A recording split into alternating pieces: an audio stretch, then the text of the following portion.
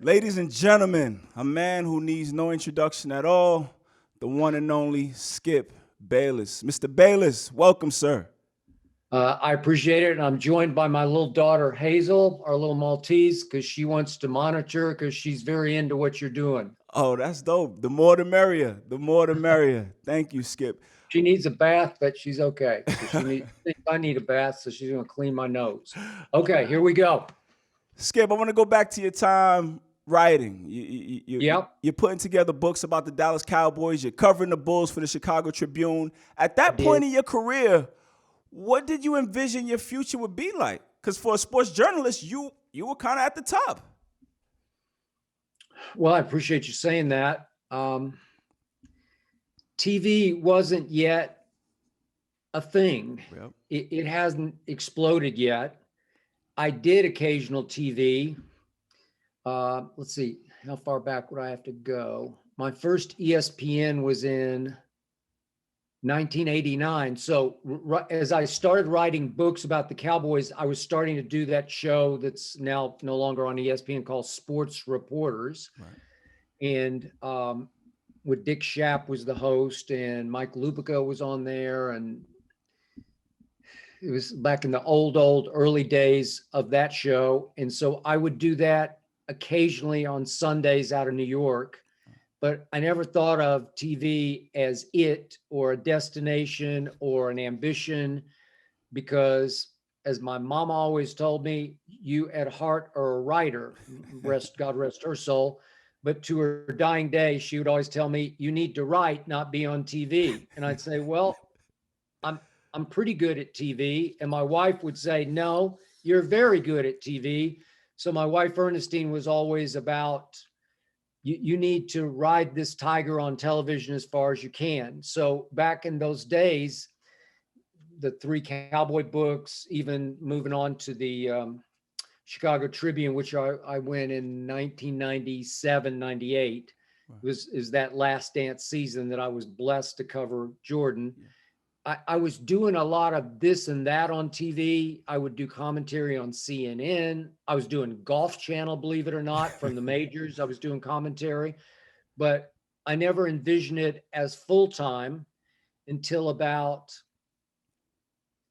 I guess, those early 2000s, when it started to become clear that the newspaper business was going to fail. It was going to get wiped out and become a digital offering more than a print. You know, the whole idea of having a newspaper on your doorstep was going to go away. Right. And it's just like, by the grace of God, I got a call in 2004 from Mark Shapiro, who was then running ESPN. And he said, look, I got this new show on ESPN called Cold Pizza, which was on ESPN2. Yes. Hazel's getting bored, so I'm gonna have to put her down. I'm boring her to tears. She's heard all this before. So the point was, he said, I got this new show out of New York City called Cold Pizza, and it had been on for about 3 months, and it was failing. But the point is that Shapiro said to me, hey, you've done a lot of things for us, but you've never done a full-time gig. Right. So how about you pick up and come to New York and try to help save my show? Because he'd invested a lot of money in it, because it was a New York-based show that was supposed to be the Good Morning America of sports. Right. And what he was finding was that if people wanted Good Morning America, they would just watch Good Morning America. They didn't need a sports component to it. Yes. So his idea was, I was always best at debate. And there was a little debate on ESPN, but not a lot. But he had seen me going at it with Stephen A. and I guess mostly Stephen A. at that point, because I was doing a little thing for Sunday Morning Sports Center called Old School, New School with Stephen A. And Shapiro liked that. And Stephen A. was about to start his own show on ESPN2, which was called Quite Frankly. So he said, let me put you on Cold Pizza. And Woody Page was my debate partner at that point. And Woody was just sort of the morning goofball, sort of Right. crazy guy. And as Woody always said to me, I'm like the clown show. And I don't have a lot of clown show to me, Right. but I do like to debate. Mhm. So that was the first time I just picked up, plunged, and said, okay, I'm going full force into this. I'm going to see if I can do TV every day. And the rest is fortunately ratings history, because we started to rate on Cold Pizza because of the debate format. And that led to us being moved to Bristol, to the mothership, to do what then got rebranded as First Take. Yes, sir. And here we went. So History was made, Mr. Bayless, indeed. And not just you guys did well ratings wise, but culturally, you were impactful. Everybody was watching, even if the athletes claim yeah, they weren't. And then in 2016, Skip, you opted to leave, I right? did. What are some of the factors that went into that decision? How scary was that decision, leaving the worldwide leader and essentially going to Fox Sports 1 to help break a network? It's a great question that is rough for me to even go back into, because even you bringing it up makes me cringe, because it was scary, I'm but it was sure. scariest of all because I was leaving my brother, Stephen A. Smith, and we're about as brother as you. I'll just tell you this. He is more of my brother to me than my real brother has ever been to me. And I love him. We fight, we squabble, we go back and forth, but I love him.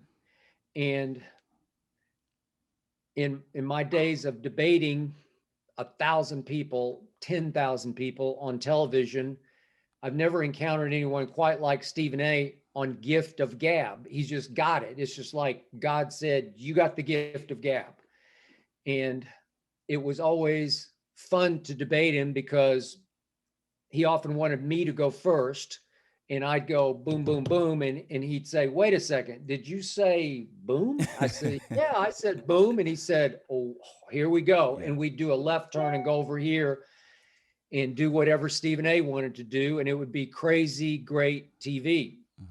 So I love my time with him. But the backstory was that in 2011, Yes. our show got taken over on an interim basis by a man named Jamie Horowitz. Okay. And he was the first to look at what was the remnants of what I talked about Cold Pizza was, which was a morning variety show loosely based on sports, in which we'd have a lot of segments in the show about ballpark food or pet segments, dog segments, cigar segments. We do offbeat sports stories that I wouldn't be a part of, because I would just wait to do the debate. Yes, sir. And so we would do the debate about 4 times over 2 hours. And in 2011, Jamie Horowitz took over and was looking at the cumulative ratings numbers. And what you would see is over 2 hours of, which was Cold Pizza, the First Take. It was still Cold Pizza, really. It would go spike, spike, spike, spike. We'd have 4 huge spikes. And he said, what are you guys doing? Why don't you just go all debate for 2 hours? Well, that was unheard of. And a lot of people around the hallways at ESPN said, you will fail miserably. And some people thought it would be a career crippling decision by Jamie Horowitz. So not only did we succeed, we went through the roof. We got helped in the 2011 football season by this guy named Tim Tebow, if you remember Tim Tebow. Yes, sir. And so he helped take our ratings up a level. But Stephen A. was just doing a segment a week with me for a while. And I kept telling Jamie, if you're going to go all in on this, if we're going to go 2 hours of debate, I have to have him as a permanent partner, because we were just doing a cavalcade. We were doing come one, come all. Yes. We had Rob Parker, we had Jamel Hill, we had Michael Smith, I'm sure I'm going to forget 1,000 Two names, live but we stews. also had, who's that? Two live stews. Oh yeah, Two Live Students were even before them. Yeah. Correct. Thank you for bringing them up. They were forerunners and groundbreakers in this format. And then we had just a parade of analysts on ESPN who would come in and fight with me about Tebow or whatever the issue would be. Yes. But my heart was with Stephen A. So we got through football season and Jamie said, okay, do or die here. Do you want me to go all in on Stephen A and try to get him full time? Yes, I do. And I told Stephen A, if you're going to come on with me, it's going to be 50-50. It's not my show, it's our show. And here we're going to go. And so we had a great run from, I guess it was 2012 would be the first full year, 13, 14, 15 into 16. And Jamie Horowitz left. Yes, sir. And first he went to NBC and it was kind of ill-fated. It didn't fit him. It didn't fit them. He was doing like the Today Show on NBC as the executive producer. And he wound up at Fox trying to revive what was then FS1. They'd had an early incarnation where they tried one big show that hadn't taken off. And so it was Jamie who was commissioned then to sink or swim with FS1. And obviously he had given me my big platform, obviously, when we went all debate. And so I felt like I owed Jamie to give back to him one big shot to see if we could put FS1 on the map. Yes. And the hardest call I ever made in my life was to Stephen A, who was actually at a game weirdly in Detroit, an NBA game. Yes. He was in the parking lot taking a little nap before his night started. And I woke him up in his rental car and I said, are you sitting down? He said, well, in fact, I'm lying down in my car. And I broke the news that I'm going to do this. And he wasn't shocked because of the Jamie factor. And I won't lie, the money was great, but it wasn't all about the money. It was just about Jamie and trying to blaze a new trail. And it wasn't easy. And I still have some regret about it, but it worked. Thank God I'm knocking on wood right now here on my wife's desk. But it worked. So the idea was, try something else. Go have the guts, have the courage of your convictions, go plunge. And I plunged and we did okay. You did okay indeed. You did okay indeed. Number 2 sports show on YouTube right now. You guys are crushing it. And just like you identify Stephen A as your debate partner, you did the same with the Hall of Famer, Mr. Shannon Sharpe. I did. I saw him on All the Smoke podcast. He said, listen, man, I got to give all the praise to Skip. He vouched for me. When the higher ups wanted Skip to maybe go get a journalist who could not only talk about football, but basketball and baseball, you said, no. Shannon Sharpe is my guy. What can you tell us about your first time meeting Sharpe, and what was it about him that you said, you know what, this is the guy I want to go up against every day? I got blessed again because after I had accepted the job at FS1, I still had about 3 months left on my deal at ESPN that I had to serve out, play out. Yes. And they were good enough to me. They trusted me enough, as they should have, to keep me on the air as a professional, that I wouldn't try to sabotage. I wouldn't give less than my best, that I would give them my honest day's work every day left on that deal. And I did. The blessing came when Stephen A took a week off at one point in the summertime. It was like in July, right, which is kind of dead. And guess who? It wasn't even my pick.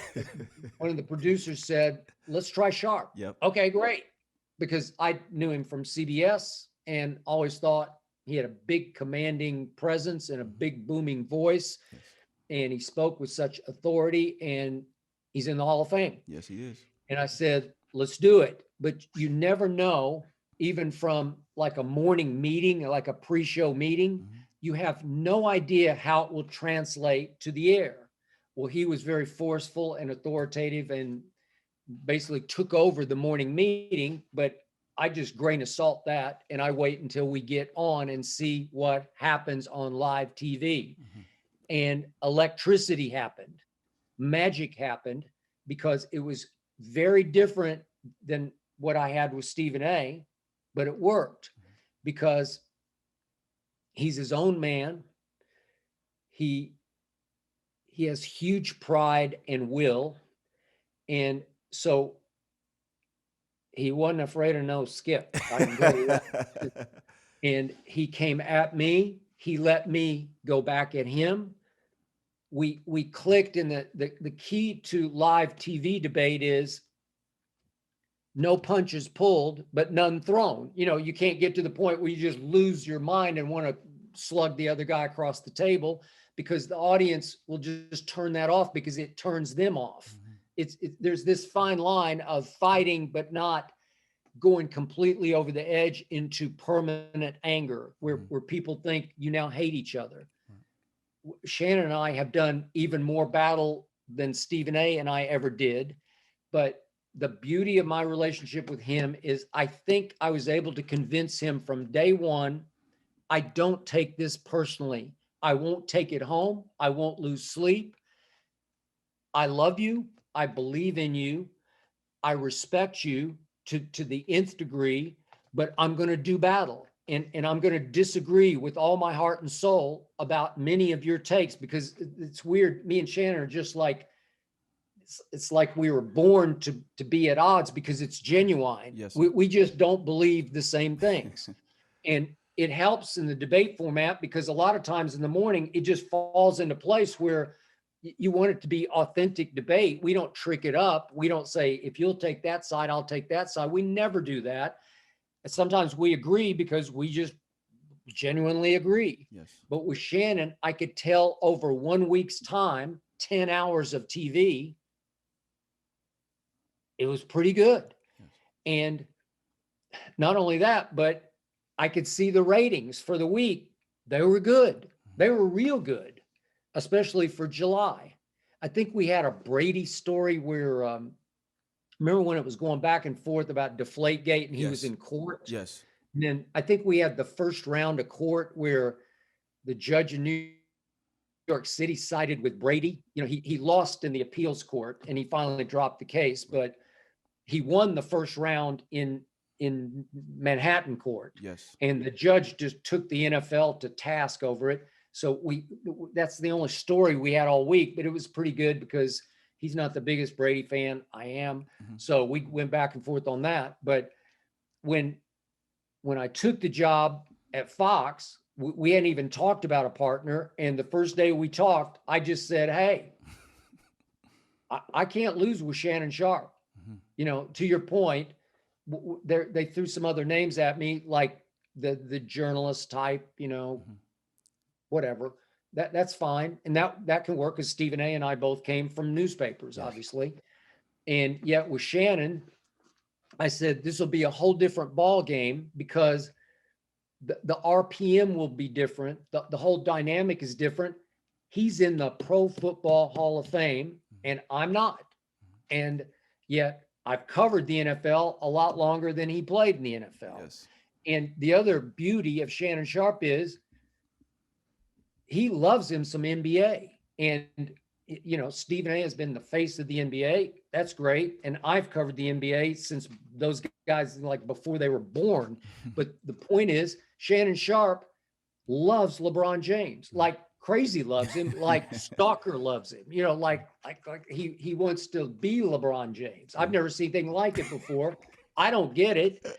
And there's some things I do love about LeBron, and there's some other things I don't love about LeBron, and I have been critical of him, but it was like, thank you, God. Yeah.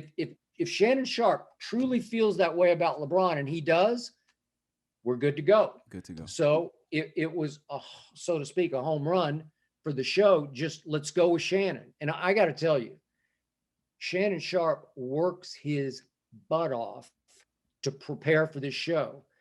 And I respect it because I've always thought I wouldn't want to fight me every day on the show because I'm just obsessed with it. And I don't even apologize for it.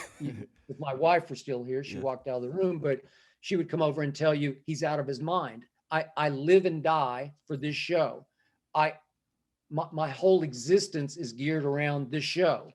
I told my wife on our first date 16 years ago, if this goes anywhere, you will always be 1A to my work, which is my life.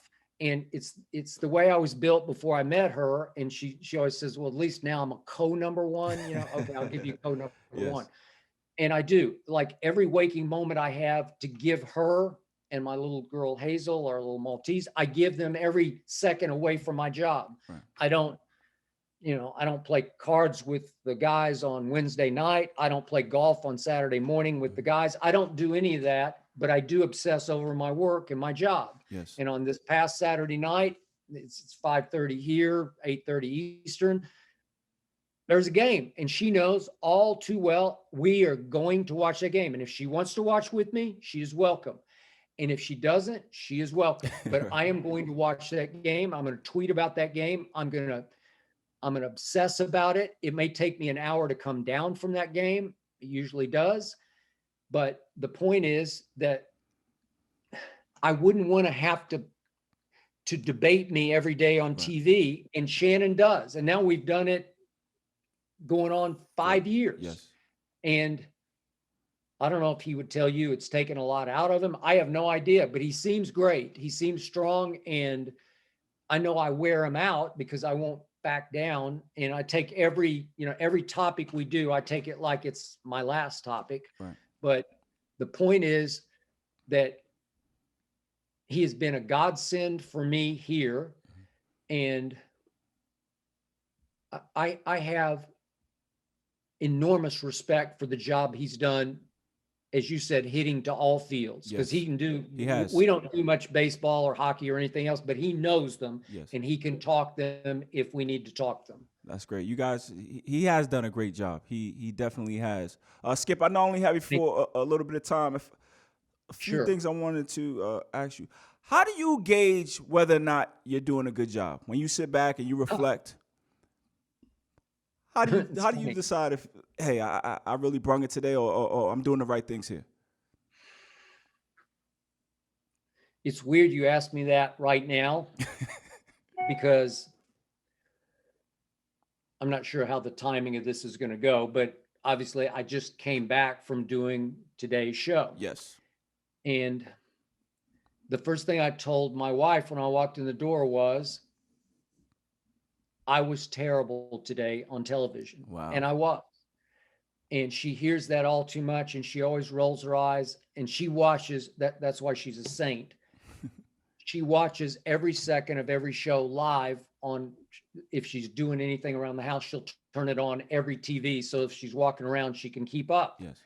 And I don't know that she is actually locked into every word that comes out of my mouth, but she can. If I say topic number 7 went off the rails and I blah, blah, blah, whatever, she'll know what I'm talking about. She's not that into sports, but she will know the gist of what we were talking about. So she always says, you're being way too hard on yourself. And my point about today's show was, yesterday was July the 4th. So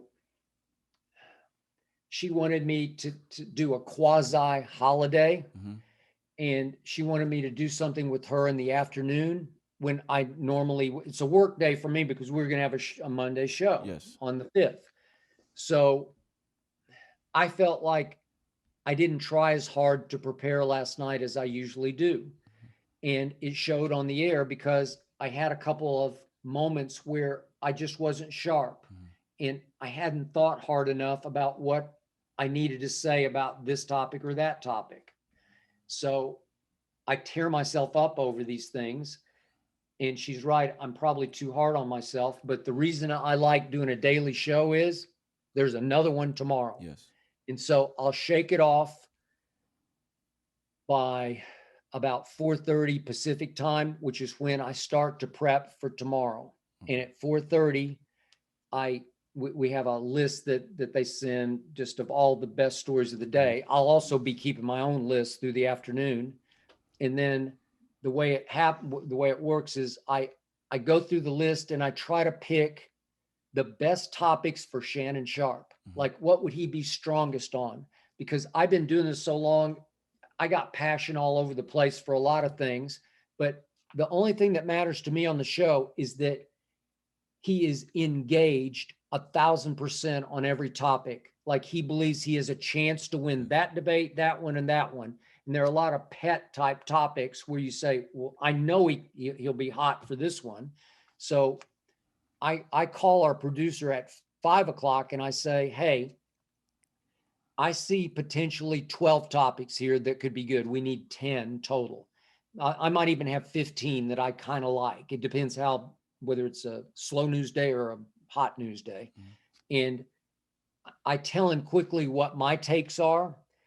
And then he turns right around and calls Shannon about 5:30-ish and says, hey, what do you think about 1, 2, 3, 4, 5, and goes right down the line. And all he needs is like a nutshell, just yes, like a Cliff Notes. You just need, is he a pro or a con, up or a down, right or left? Just give me the gist of what he thinks. And then the producer types up those little 1 or 2 liners and sends them right back to me. And then I can go over in my head and think, oh, well, that topic will be great because he believes this and I believe that. And then it's weird, but I've been doing this since the days of cold pizza. I pretty much executive produce the whole show because when I go in I get up at 2 out here, it's 5 o'clock in the East, and I read the overnight things.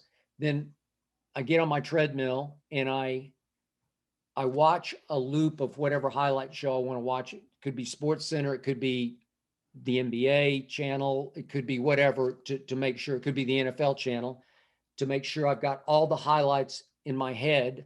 Then I jump in the shower at about 3:30, go in, get in by 4-ish, and then I just start picking the topics that feel the hottest to me, knowing that he's an up or a down on the topic, like a pro or a con, and it just falls together and you can see it. And I pretty much trust that's the direction he's going to go, but I don't always know that because he might sleep on it and throw me a curveball where he goes off another direction, which happened one time today. And I just wasn't ready for it and I should have reacted better, but I didn't. So Skip, since you said you weren't that good today, does that mean Shannon Sharpe won? No way. It was a tie. It was a tie. Oh, I'm going to give him a tie. I've never lost one time. It's unbelievable. And that's my point of view. But yeah. All right, Shay, you got a tie. He got a tie. Skip, one last one for you. Sure. You've been dominating this sports debate for years. Recently, you just came out of negotiation, which kind of reaffirmed your value, Thank you. What would you say has been your biggest disappointment or setback in your career?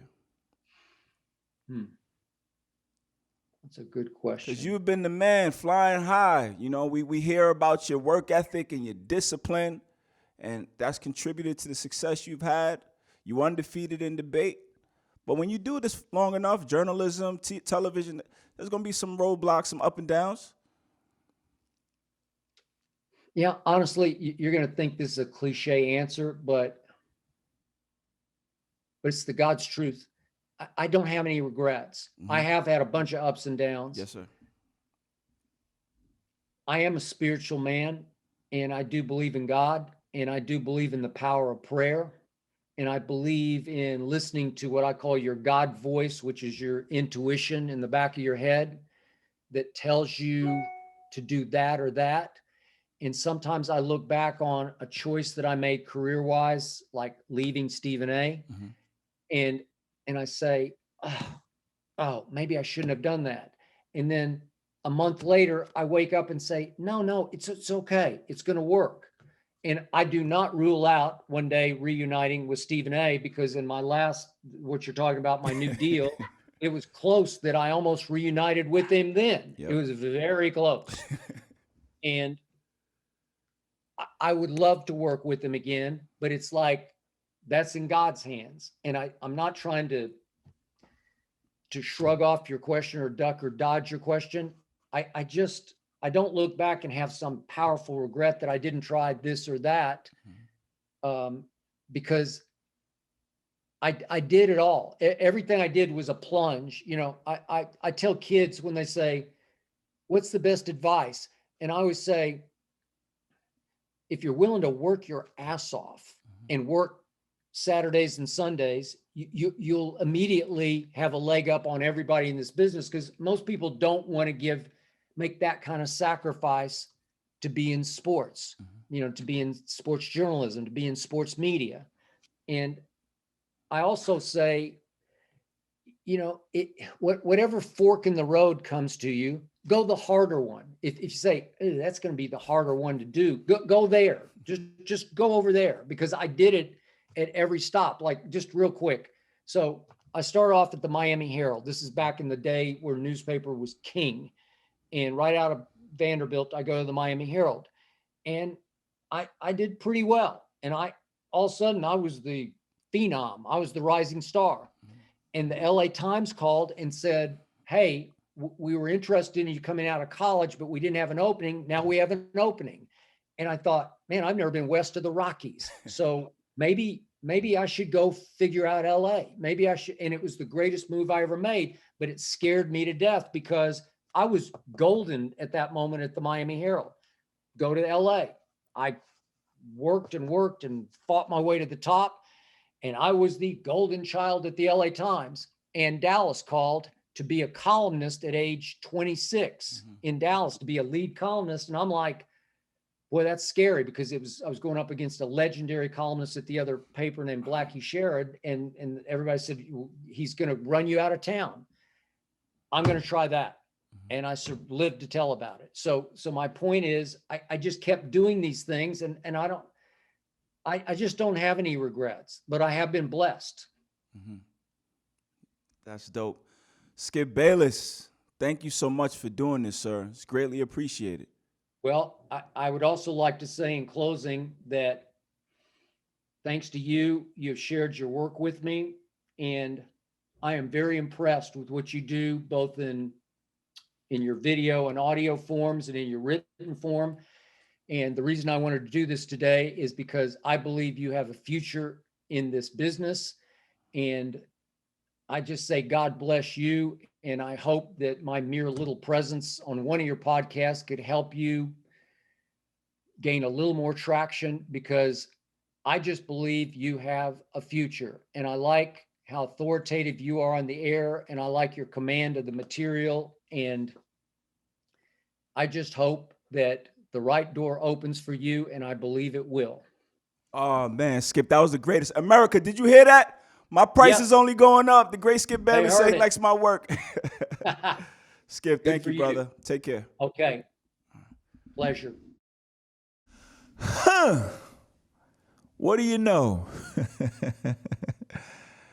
The great Skip Bayless took time out to join me here on my podcast.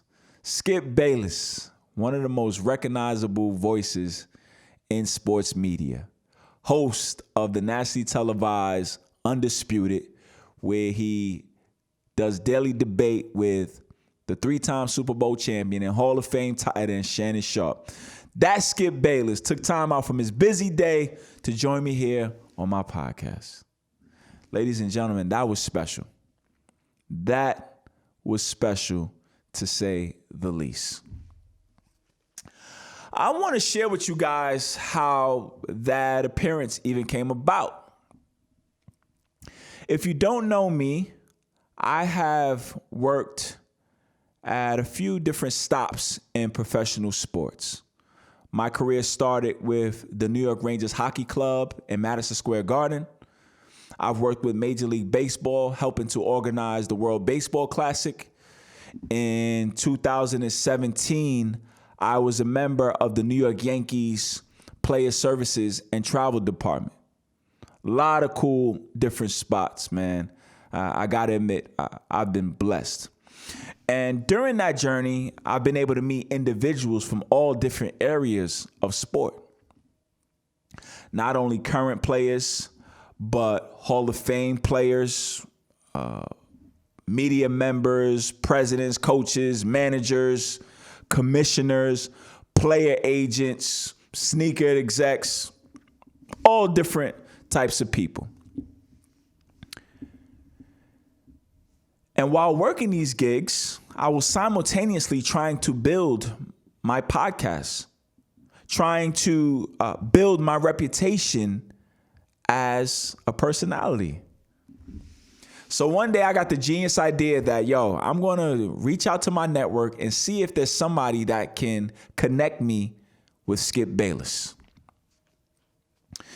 Because not only is Skip one of the most prominent voices in sports media, but he has a reputation for being a kingmaker, for being someone who has no problem giving opportunities and helping to elevate the careers of other individuals.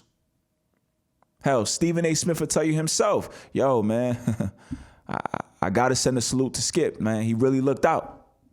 Skip said it on this very podcast, that he went to the executive and said, if First Take is going to go to another level, I need Stephen A. Smith as my dance partner day in and day out. And we saw how that show took off when that transition happened. Shannon Sharpe, the same thing. I told you I was watching All the Smoke podcast, and Shannon Sharpe was like, guys, I got to give it up to Skip. He stood on that table and fought for me and told Fox Sports 1, hey, Sharpe is our guy. On this very podcast, Rob Parker came on here and told you guys, the day Undisputed was announced, Skip Bayless was on the phone calling Rob, hey, Rob, if you up for it, I'd love to have you out here in LA working with us again. And this was after ESPN and Rob had went in different directions. Skip said, brother, I'd love to have you back out here working with me on Undisputed, putting Rob back on the national scene. So that's the reputation Skip has. So I wanted to get some of my work to him. I reached out to my network. Nobody had a contact, man. Skip was a hard guy to catch up with, I guess. But one individual came back. They said, don't have a contact for Skip, but I do have an email address for his spouse.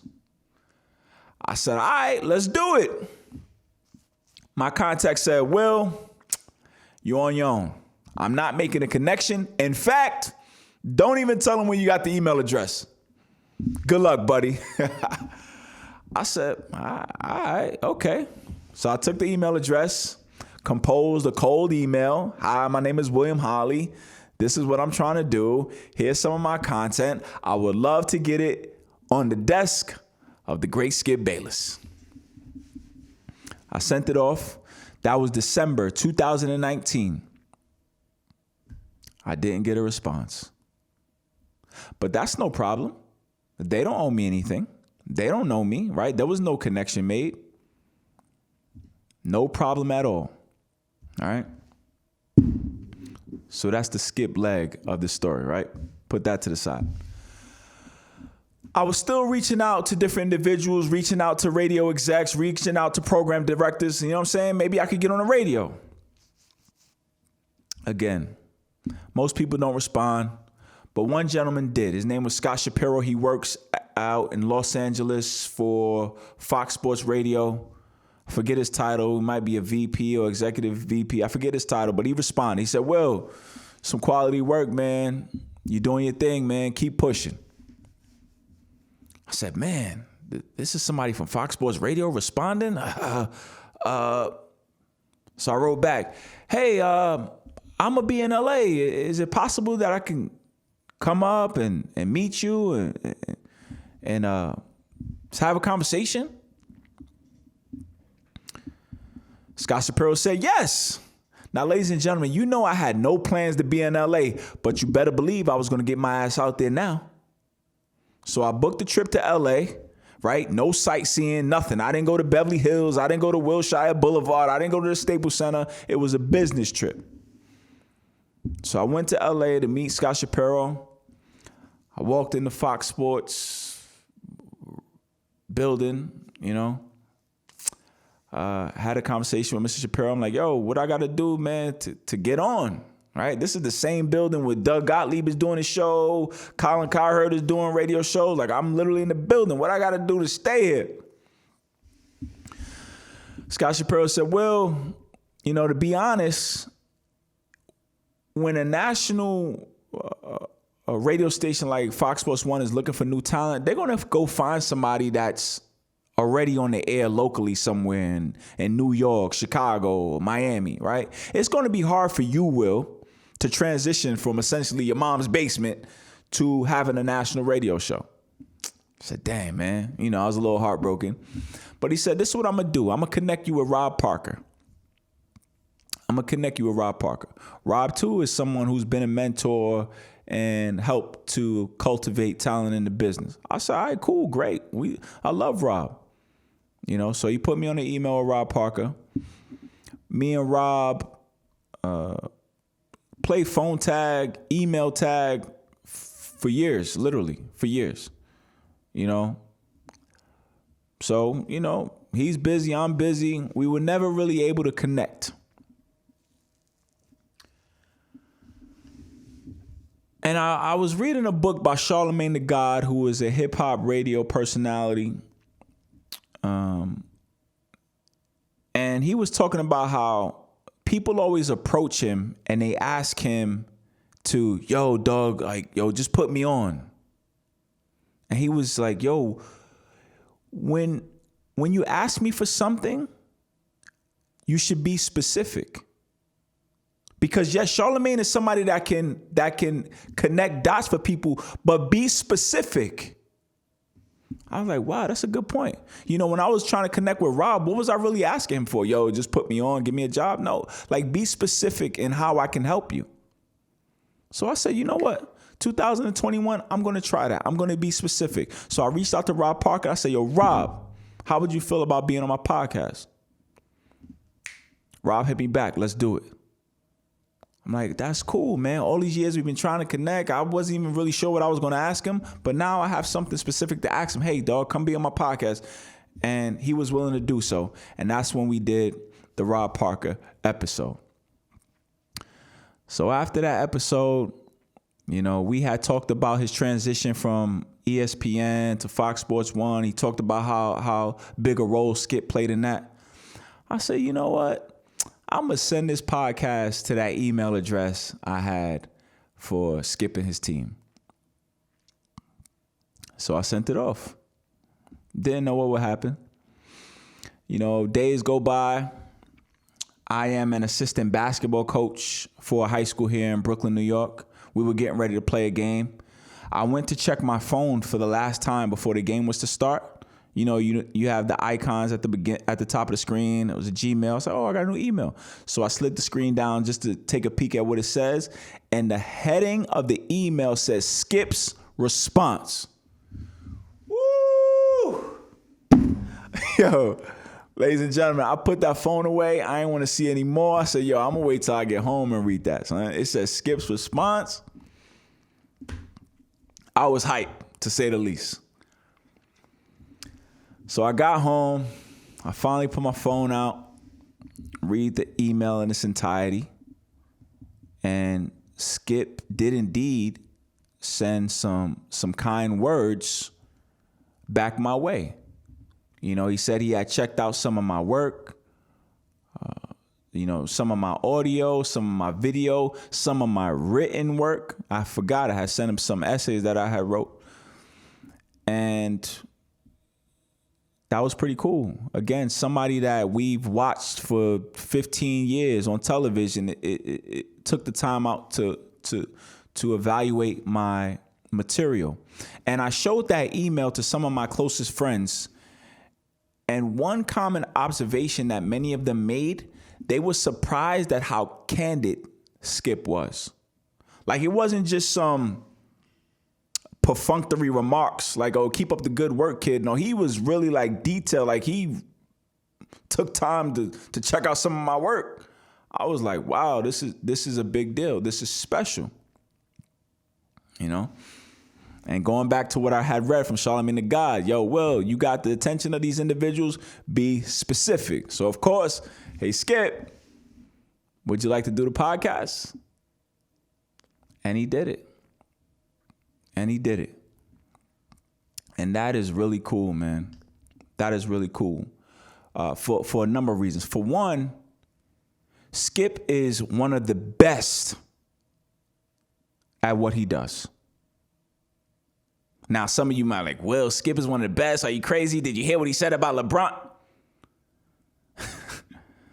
Ladies and gentlemen, we are all people from different walks of life, opinions.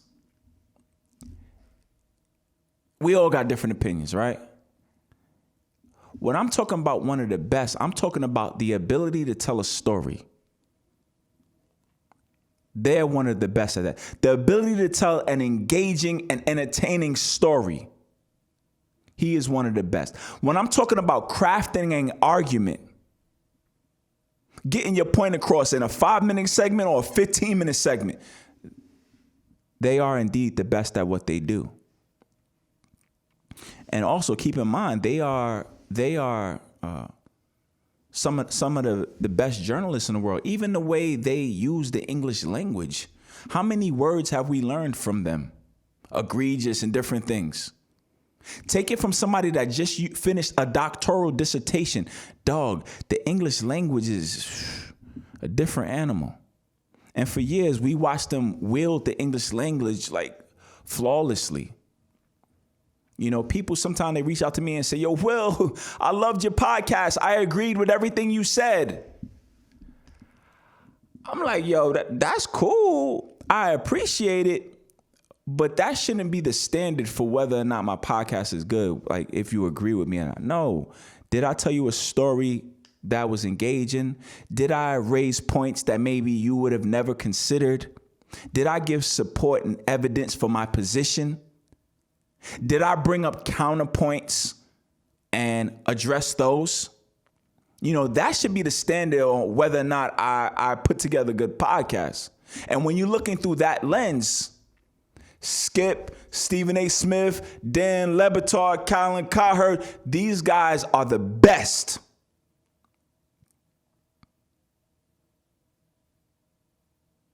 So for him to take the time out and acknowledge my work, not only acknowledge it, but to come here and be a part of it is special. And he said it at the end. He said, man, humbly, Will, hopefully my presence can help you get more traction.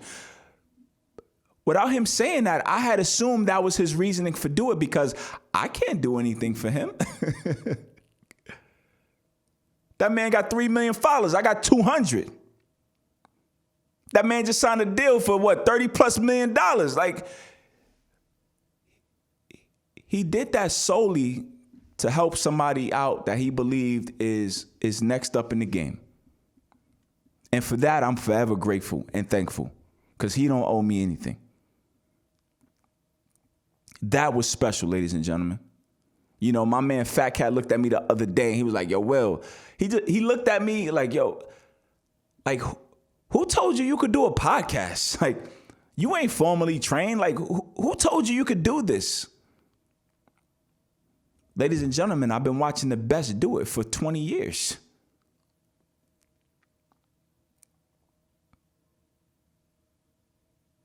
So don't get caught up in the opinions and stuff. That's not what I've been watching. I've been watching the arguments. I've been watching the storytelling, how they craft an argument, how they respond to their debate partner.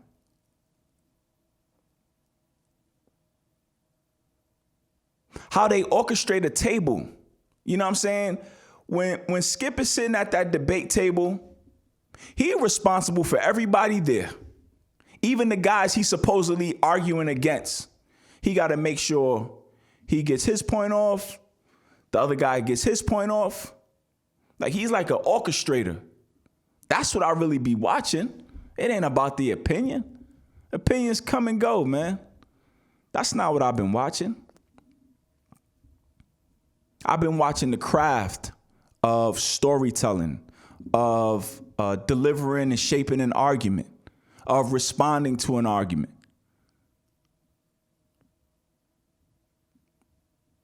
And it's been masterful. You know? Masterful.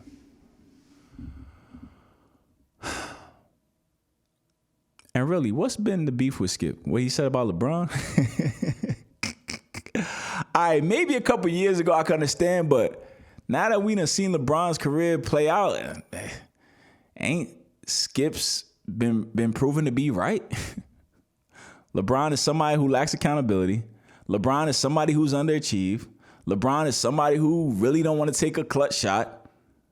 Like, hasn't his thoughts been proven to be somewhat prophetic?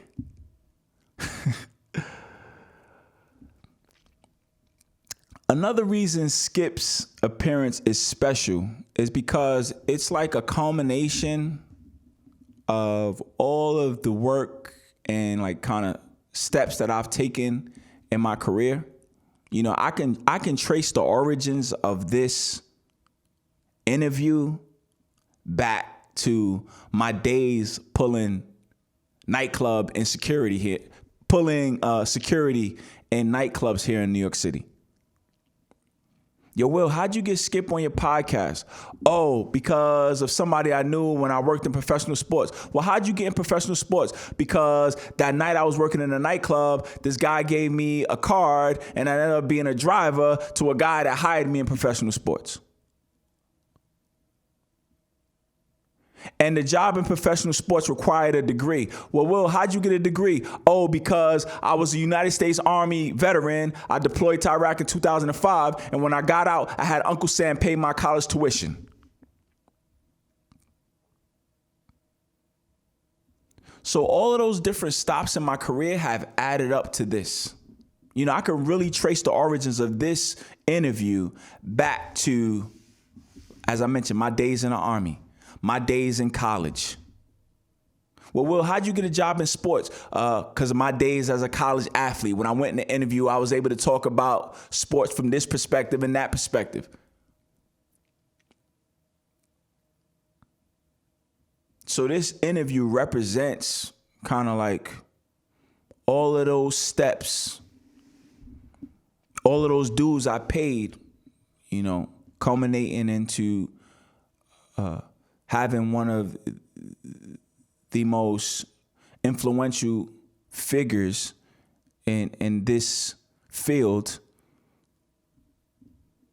stop in and kind of give me a tip of the hat and say, William Holley, I see what you're doing, brother. Keep going. You know, and that is indeed special. So, to the great Skip Bayless, thank you, sir. To the lovely Miss Ernestine, thank you. And, man, just keep doing what we do, man. Get back to work.